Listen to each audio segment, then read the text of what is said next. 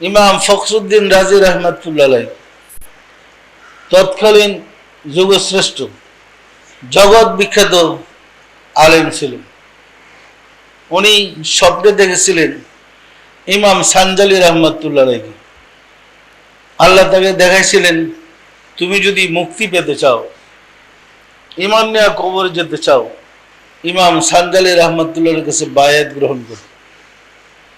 ফখরুদ্দিন রাজি রহমাতুল্লাহ আলাইহি ইমাম সানজালি রহমাতুল্লাহর কাছে বায়াত হতে গেল।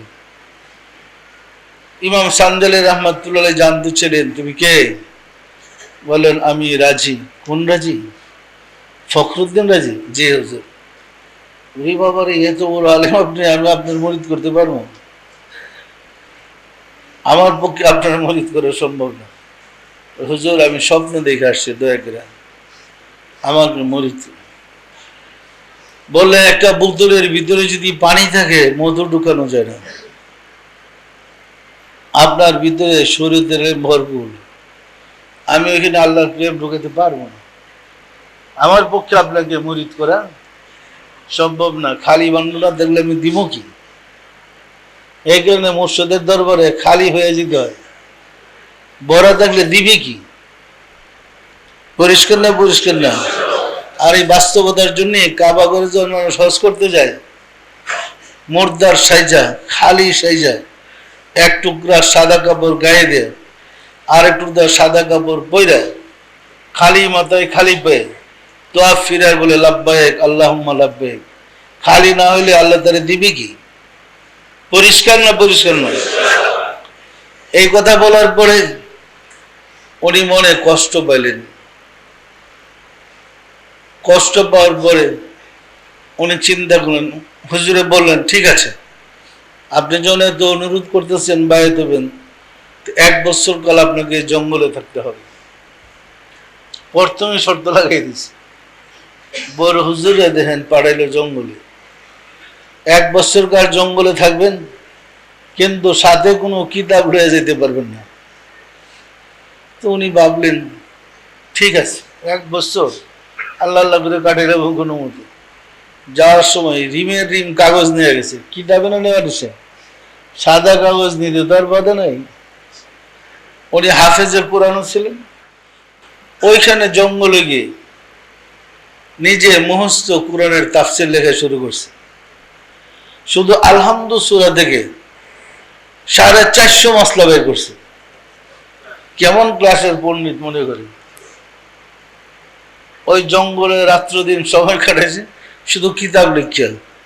লিখতে লিখতে কোরআনের 30 পারা তাফসীর সমাপ্ত হলো। তাফসীরের নাম তাফসীরে কবির, সবচেয়ে বড় তাফসীর।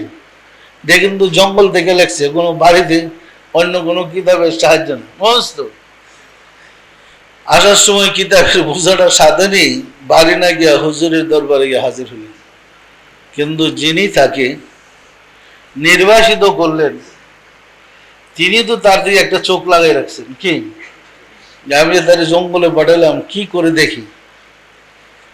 হজরতের সামনে যখন গিয়ে হাজির হলেন, জিজ্ঞাসা করলেন, কি করে 1 বছর কাটালেন? হুজুর, এমনি কাটাইছে। আর কি করছেন? অবসর সময় তো টুকটাক কিছু লিখছি। বাইর করেন তো, কি লিখছেন? কাগজ বাইর করে দিয়েছেন, বলে সূরা ফাতিহা থেকে 450 মাসলা বের করে ফেলেছে। ফাতিহার তো সব মানুষ। জি, আমি 30 পারা কোরআনের তাফসীরটা লিখছি, অবসর সময় কাটাইছি। তিনি বললেন, আমার পক্ষে আপনাকে বায়াত করা সম্ভব না। আমি চাইছিলাম জঙ্গলে রেখা আপনার এলেমটাকে খালি করে দিতে, এরপর আপনার ভিতরে আল্লাহর নূরের এলেমটা ঢুকে দিতে। আপনি দিয়ে এলেম দ্বারা তাজা করে আসলেন, আমার পক্ষে এটা সম্ভব না আপনার বায়াত করে। বিদায় দেওয়ার পরে ওটা মনের দুঃখে খুবই আক্রোশে জিততে যা বলেন, কান্না দিছে, একদম মনের দুঃখে চলে আসছে। আয়েশা চিন্তা করলেন, যা মুরিদজন হইতে পারলাম না, আমার ব্যবস্থা আমাকেই করতে হবে।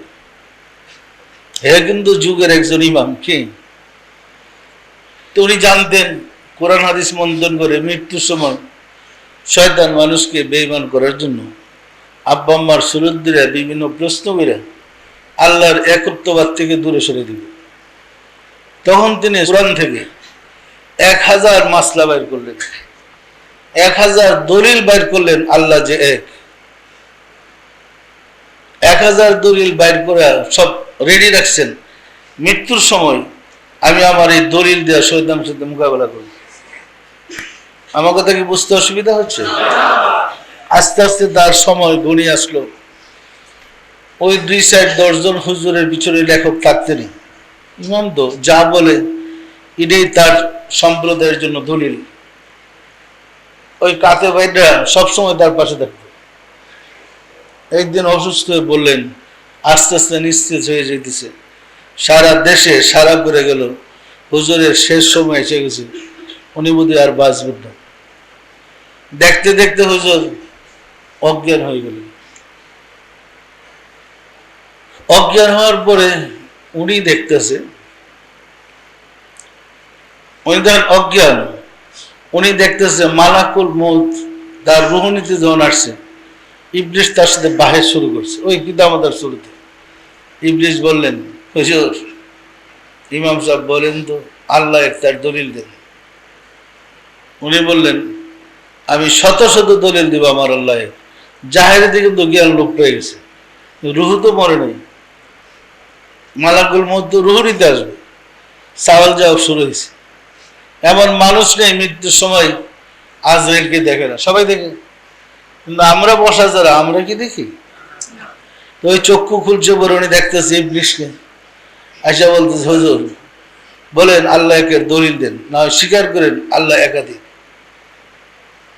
উনি একের পর এক দলিল দিতে শুরু করেন, আমার আল্লাহ এক, কুল হু আল্লাহু আহাদ, আছে না নাই?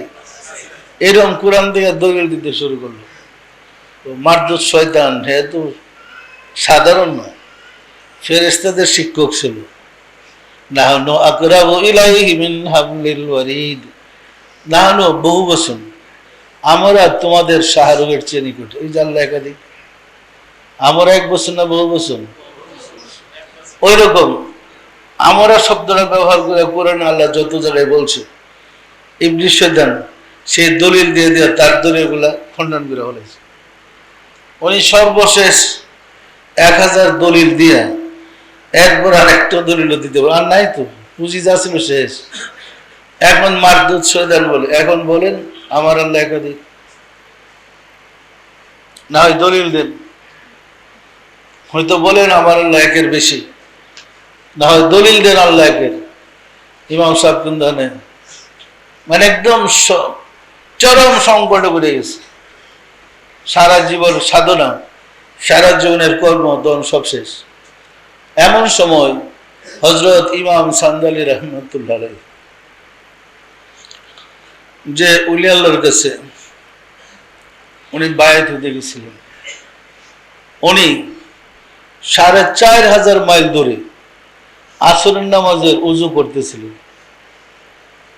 যখন উজু করতেছে, খাদেম বদনা দিয়ে পানি ডালতেছে আর উনি হাত দিতেছে। তো প্রতিদিন এক বদনা পানি দিয়ে হুজুরের উজু শেষ হয়। আজকে 3 বদনা পানি ডালছে কিন্তু হাত ধুয়ে শেষ হয়। উনি হাত মোবারক ধুইতেছে আর টিভির পর্দায় আমরা যেমন দেখি, দেখতেছে ইমাম সাহেবের সাথে শয়তানের কি হইতেছে। পরিষ্কার না? পরিষ্কার না? যখন দেখতেছে ইমাম ফখরুদ্দিন রাজি আর একটা দলিল দিতে পারছে না, আল্লাহ যে এক, তার পক্ষে তার কোনো দলিল নেই, মৃত্যুর সময় সে বেঈমান হয়ে কবরে যাচ্ছে। তখন ইমাম সানজালি রহমতুল্লাহ আলাইহি এই দৃশ্য দেখে শেষ অবস্থায় খাদেমের কাছ থেকে থাবা দিয়ে ওই বদনাটাকে কেড়ে নিয়ে ফিক্কা ফেলে বলো বিনা দলিল আমার আল্লাহ এক। খাদেম তো আগামাতার কিছু বুঝে নেই, সে দেখছে তার হাত থেকে হুজুরে বদনাটা কেড়ে নিয়ে নিক্ষেপ করে বলছে, বলো বিনা দলিল আমার আল্লাহ এক। ইমাম ফখরুদ্দিন রাজি রহমাতুল্লাহ দেখে তার চোখের সামনে তার মুর্শিদ যার হুকুমে তিনি 1 বছর জঙ্গলে বসবাস করে আসছেন, সেই মুর্শিদের সামনে দাঁড়িয়ে বলতেছে, তুমি বলো বিনা দলিল আমার আল্লাহ। তখন উনি বললেন, হে শয়তান, আমার আল্লাহ যে, তার দলিলের কোনো প্রয়োজন নাই, বিনা দলিল আমার আল্লাহ। শয়তান লাভদার দূরে সরে যায় বলে, দেখতে আমি মানিয়া কেমনে যান, যদি আজকে আপনার পিছনে মুর্শিদ থাকতেন, বলেন তো মুর্শিদের প্রয়োজন আছে? আছে না নাই? সম্মানিত আশিক রাসূলেরা, ফখরুদ্দিন রাজি রহমাতুল্লাহ আলাইহি আল্লাহর কাছে মনে মনে প্রার্থনা করলেন, দয়াময় কিছুক্ষণের জন্য আমার জ্ঞানটা ফিরে দাও। আমার সাথে ইবলিসের সাথে কি মোকাবেলা হয়েছে, মৃত্যুর সময় আমি জাতিকে জানিয়ে যাই, যেন আমার মতো ভুল কোন মুসলমান না করে। পরিষ্কার? আল্লাহ দেখে গেলে জ্ঞান ফিরে দিলেন। পাশে তো লেখকরা আছে, বললেন এই ঘটনাটা লেখেন। সূরা মুহাম্মদের তাফসিরে এই ঘটনাটা বর্ণনা করা হয়েছে। পরিষ্কার? তাহলে বলেন, আল্লাহর বন্ধুর সাহায্য ব্যতীত শয়তানের সাথে যুদ্ধ করা আমাদের পক্ষে সম্ভব? ঈমান নিয়ে কবরে যাওয়া সম্ভব?